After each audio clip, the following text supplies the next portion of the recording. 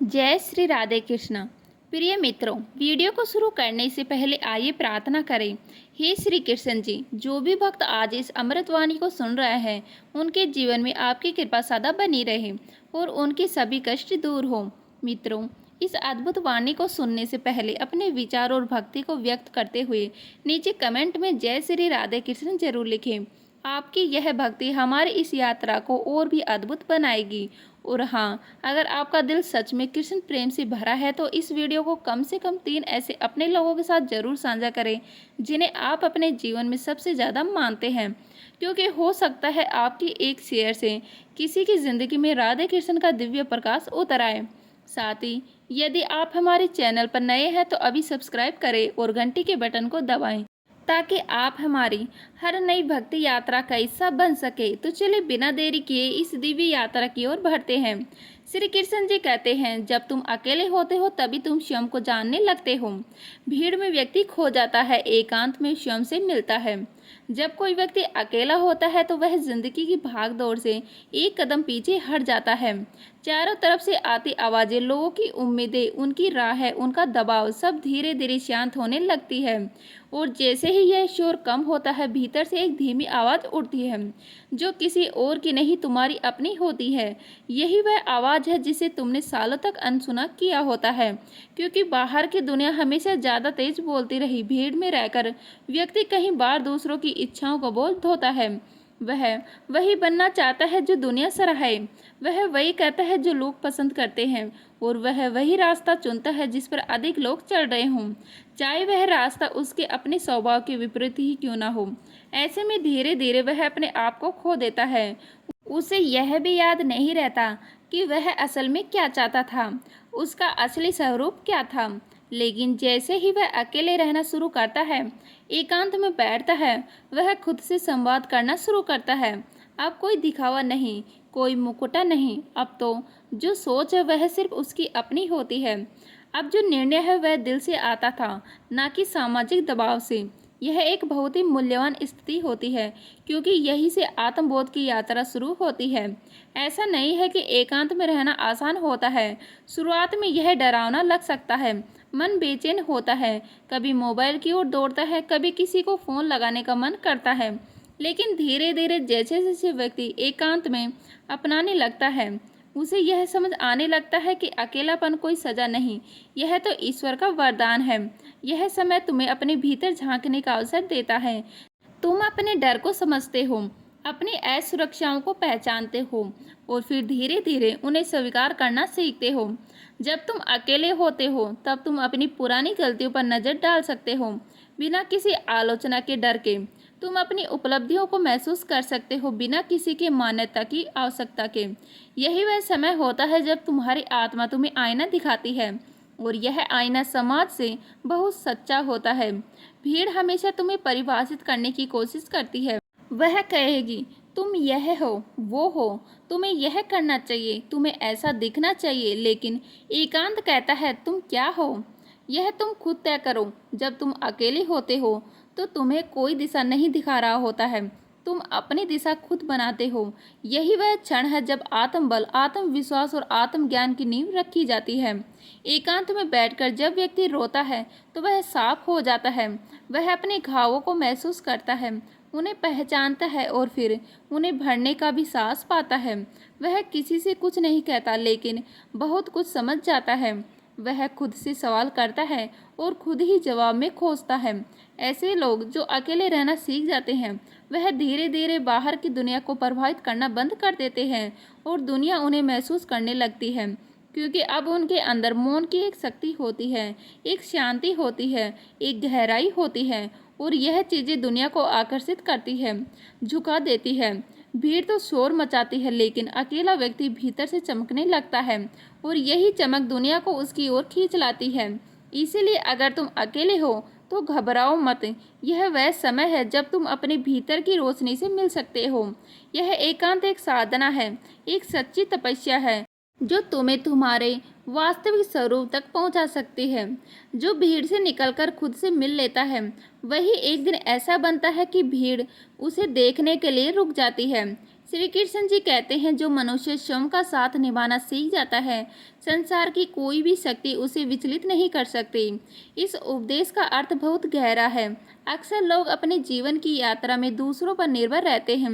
कोई साथ हो तो हम चल पड़ते हैं, कोई हिम्मत दे तो हम कुछ करने की सोचते हैं, कोई प्रशंसा करे तो हम आगे बढ़ते हैं। लेकिन जब यह सभी चीज़ें छिन जाती हैं, तब साथ देने वाला कोई नहीं रहता।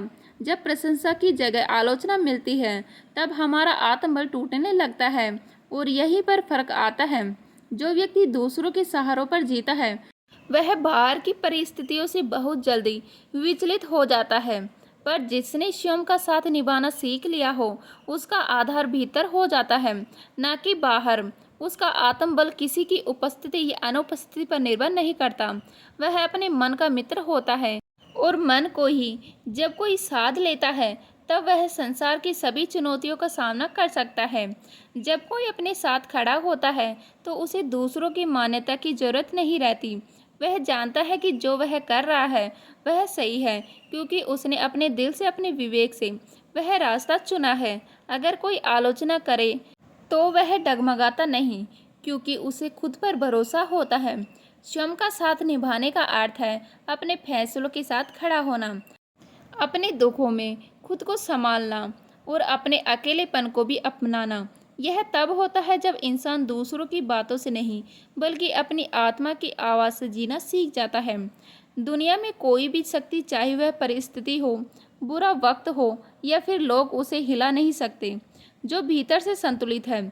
और यह संतुलन तभी आता है जब व्यक्ति को अपने भीतर विश्वास होता है। यह आत्मविश्वास किसी और से नहीं आता, यह तो अकेले बैठकर खुद से संवाद करने से आता है। अपने डर से, अपनी कमजोरी से, अपनी कमियों से रूबरू होकर जब इंसान उन्हें स्वीकार कर लेता है, तो वह अपने ही जीवन का मार्गदर्शक बन जाता है। एक ऐसा व्यक्ति जो अपने साथ, वह जीवन में निर्णय लेने से नहीं डरता, क्योंकि उसे परिणाम से डर नहीं होता। वह जानता है कि अगर हार भी हुई तो वह किसी और की वजह से नहीं, बल्कि अपने चुने हुए रास्ते से हुई। और वही सबसे बड़ा आत्मगौरव है, क्योंकि हर गलती भी एक सीख होती है, अगर वह खुद से ही की गई हो। जैसे एक नाविक जब समुद्र में होता है और आंधी आती है, तो वह दूसरों से मदद की उम्मीद नहीं करता। उसका भरोसा अपने पतवार पर होता है, अपने अनुभव पर होता है, अपने हाथों की पकड़ पर होता है। वही स्थिति जीवन में होती है। जब तूफान आए और तुम खुद को थामे रहो, तो वही तुम्हारी असली शक्ति होती है। और सबसे बड़ी बात, जो व्यक्ति स्वयं का साथ देना सीख जाता है, उसे कोई अकेला नहीं कर सकता, क्योंकि वह जानता है कि सबसे सच्चा साथी उसकी अपनी आत्मा है। लोग आएंगे, लोग जाएंगे, पर जो अपने साथ है वह कभी टूटता नहीं। जीवन में ऐसे पल आएंगे जब कोई साथ नहीं होगा, जब सब कुछ दूर हो जाएंगे, पर अगर तुमने खुद के साथ चलना सीख लिया, तो तुम कभी हारोगे नहीं, क्योंकि तुम्हारा आत्मबल तुम्हारा मार्ग बन जाएगा और वही तुम्हारी सबसे बड़ी विजय होगी। श्री कृष्ण जी कहते हैं, साधना एकांत की मांग करती है, और एकांत वही सह सकता है जिसने संसार से ऊपर उठना सीख लिया हो। यह उपदेश केवल किसी सन्यासी या योगी के लिए नहीं है, यह हर उस व्यक्ति के लिए है जो जीवन को गहराई से समझना चाहता था, जो ईश्वर से जुड़ना चाहता है, जो स्वयं को जानना चाहता है। साधना का अर्थ केवल मंत्र, जाप या तप नहीं होता। साधना का वास्तविक अर्थ है भीतर की यात्रा, आत्मा से मिलन और ईश्वर से संबंध की स्थापना। और यह यात्रा तभी संभव होती है जब व्यक्ति को एकांत स्वीकार हो, एकांत प्रिय लगने लगे। पर एकांत सहन करना आसान नहीं होता। इंसान का मन जन्म से ही बाहर की ओर दौड़ता है, लोगों की तरफ, घटनाओं की तरफ, सुख सुविधाओं की तरफ। मन को भीड़ अच्छी लगती है, लेकिन साधना का मार्ग उल्टा है। वह मन को बाहर से भीतर की ओर मोड़ता है, और इस मोड़ पर सबसे बड़ी दीवार होती है एकांत की असहनीयता। बहुत से लोग साधना करना तो चाहते हैं, लेकिन जब वे एकांत में बैठते हैं तो बेचैनी महसूस होती है। कुछ देर तक तो आंखें बंद कर लेते हैं, लेकिन भीतर से विचारों का तूफान उठता है। अकेलेपन से डर लगता है। यह डर इसलिए आता है क्योंकि व्यक्ति अब तक संसार में ही उलझा हुआ था। उसकी पहचान, उसका मूल्य, उसकी खुशी, सब कुछ समाज के साथ जुड़ा हुआ था। और जैसे ही वह समाज से अलग होता है, जैसे ही वह खुद के साथ बैठता है, तो वह खोखलापन दिखने लगता है, जिसे उसने इतने वर्षों तक भीड़ के बीच छुपा रखा था। संसार की चकाचौंध, मान सम्मान, संबंध, सुख सुविधाएं, यह सभी मन को बहलाने वाले साधन हैं। जो व्यक्ति इनसे ऊपर उठना नहीं सीखता वह एकांत को कभी स्वीकार नहीं कर सकता, क्योंकि उसका मन हर समय चाहता है कोई हो जिससे वह बात कर सके, कोई हो जिसे वह सुना सके और कोई हो जिसे सराहना करे। पर साधना इन सबसे परे है। साधना वह स्थान है जहाँ तुम किसी से कुछ नहीं चाहते, केवल ईश्वर ही उपस्थिति को महसूस करना चाहते हो। और यह संभव तभी होता है जब तुम संसार की अस्थायी चीज़ों को पहचान चुके हो, जब तुम जान चुके हो कि बाहरी दुनिया में जो कुछ भी है वह चिरस्थायी नहीं है। मान मिला तो अच्छा, नहीं मिला तो भी कोई फर्क नहीं। कोई साथ रहा तो ठीक, नहीं रहा तो भी शांति बनी रहे। यह जो ऊपर उठना है यही साधना की योग्यता है। एकांत का अनुभव वही कर पाता है जिसने भीतर स्थिरता प्राप्त की हो। एक बार जब यह स्थिरता आ जाती है तब व्यक्ति को अकेलापन बोझ नहीं लगता। फिर उसे किसी मित्र की कमी नहीं खलती, न किसी भीड़ की जरूरत महसूस होती है। उसका ध्यान अब बाहर की बजाय भीतर की ओर लगने लगता है। अब उसकी खोज यह नहीं रह जाती कि दुनिया मुझे क्या देख रही है, बल्कि यह बन जाती है कि मैं अपने भीतर क्या देख रहा हूँ। वहीं से साधना की असली शुरुआत होती है। और जब साधना शुरू होती है तो जीवन का रंग ही बदल जाता है। अब ना कोई अपेक्षा रहती है, ना कोई शिकायत। अब मन शांत होता है और उस शांति में ईश्वर का आभास होने लगता है।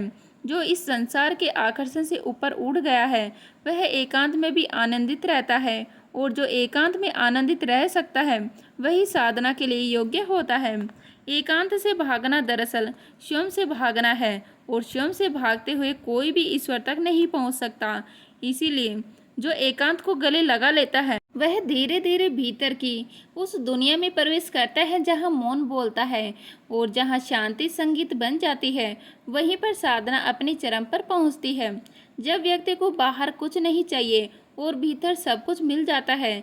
श्री कृष्ण जी कहते हैं, जो मनुष्य अकेलापन सह लेता है वह संसार की हर पराजय को जीतने की सामर्थ्य पा लेता है। इस वाक्य में छिपा संदेश सिर्फ अकेले रह जाने की स्थिति के बारे में नहीं है, यह उस आंतरिक शक्ति की बात करता है जो उस व्यक्ति के भीतर जन्म लेती है, जिसने अकेलेपन को सहा है, स्वीकार किया है और उससे कुछ सीखा है। हर इंसान के जीवन में ऐसे पल आते हैं जब वह खुद को बिल्कुल अकेला पाता है। कोई उसे समझ नहीं पाता, कोई साथ नहीं देता और कई बार तो जिनसे सबसे अधिक उम्मीद होती है वही लोग दूर हो जाते हैं। यह अकेलापन कभी एक दिन का नहीं होता, यह हफ्तों, महीनों या कभी कभी वर्षों तक चलता है। शुरुआत में यह बहुत भारी लगता है, मन डगमगाता है, आत्मा थक जाती है और इंसान खुद से ही प्रश्न करने लगता है कि मैं ही क्यों।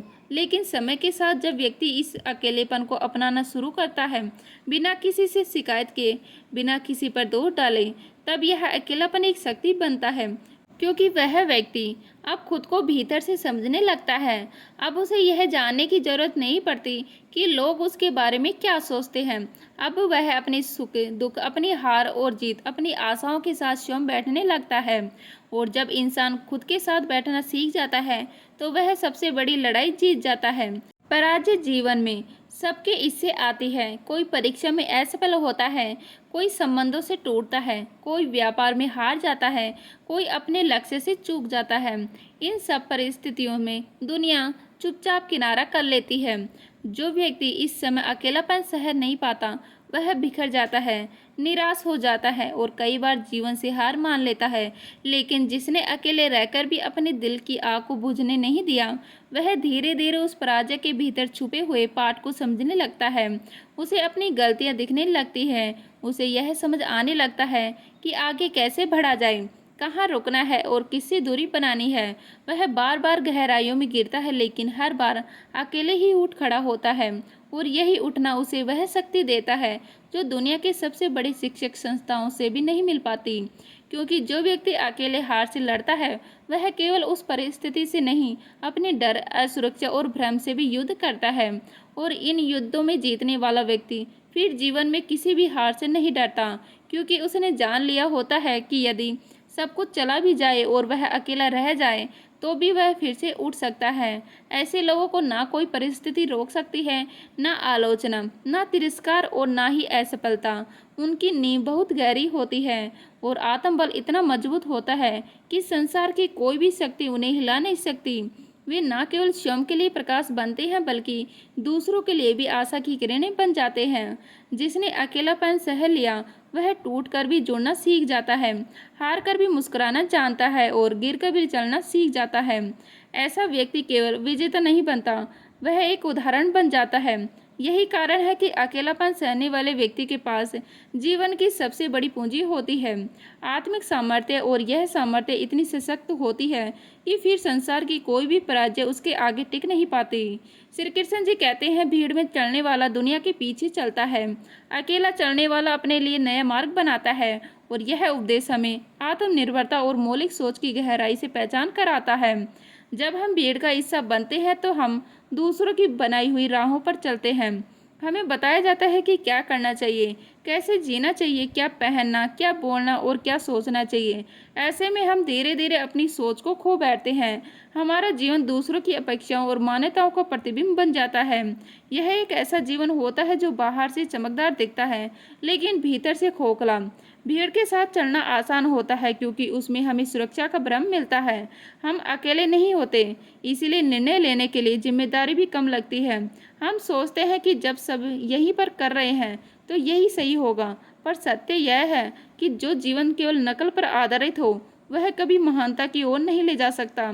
इतिहास के हर युग में जिन्होंने कुछ नया किया है, जिन्होंने समाज को दिशा दी है, वे अकेले चले हैं।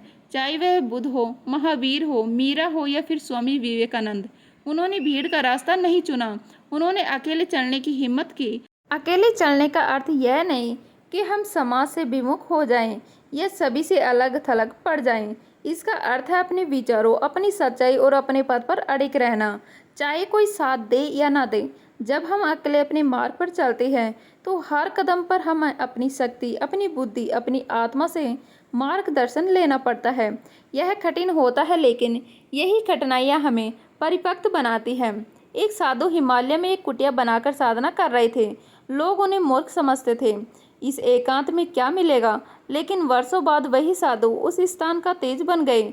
उन्होंने दुनिया को कुछ नया दिया क्योंकि उन्होंने अकेले चलने का साहस किया, भीड़ को नहीं, आत्मा की पुकार को सुना। आज का युग भी उसी साहस को पुकारता है।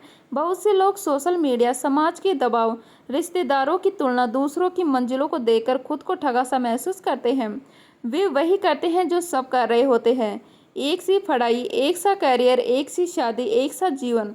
लेकिन जो व्यक्ति भीतर की आवाज़ सुनता है वही दुनिया में कुछ विशिष्ट कर पाता है। जब तुम अकेले अपने सत्य के साथ चलना सीख जाते हो तो वह मार्ग तुम्हारा बन जाता है।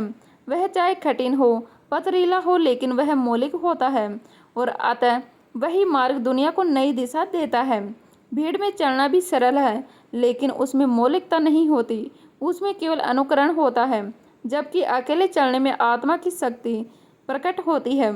जो यह साज दिखा देता है वह दूसरों के लिए भी रास्ता बना देता है, वह पथ प्रदर्शक बन जाता है। इसीलिए जीवन में कभी ऐसा समय आए जब तुम्हें अपने निर्णय अकेले लेने पड़े, जब कोई साथ ना हो और मार्ग अज्ञात हो, तो घबराओ मत।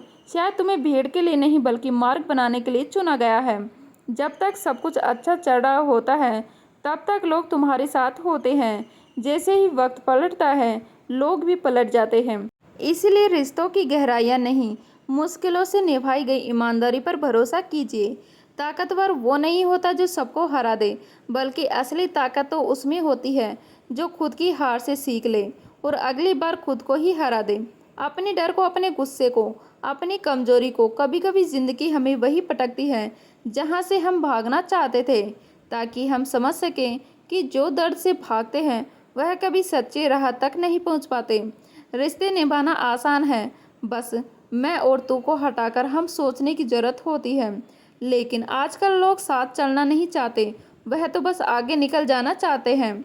जो लोग तुम्हें बार बार तुम्हारी औकात याद दिलाएं उनसे दूर रहो, क्योंकि जो सच में तुम्हारा होता है वो तुम्हें कभी छोटा महसूस नहीं कराता, बल्कि तुम्हारे साथ खड़ा होता है, चाहे हालात कैसे भी हो। हर किसी को खुश करने की कोशिश में सबसे ज़्यादा दुख इंसान खुद को देता है। इसीलिए खुद से वादा करो, अब खुद को भी उतना ही प्यार दोगे जितना दूसरों को देते हो। जिंदगी में जब भी लगे कि कोई साथ नहीं है, तो एक बार चुपचाप अपने बीते हुए सफ़र को देखना। तुम्हारी खुद की हिम्मत हर मोड़ पर तुम्हारे साथ थी और रहेगी। जो लोग तुम्हारे बदलने से नाराज होते थे, वह असल में कभी तुम्हें समझने ही नहीं चाहते थे, क्योंकि जो साथ होता है वह तुम्हारी मजबूरी को नहीं, तुम्हारी कोशिश को देखता है।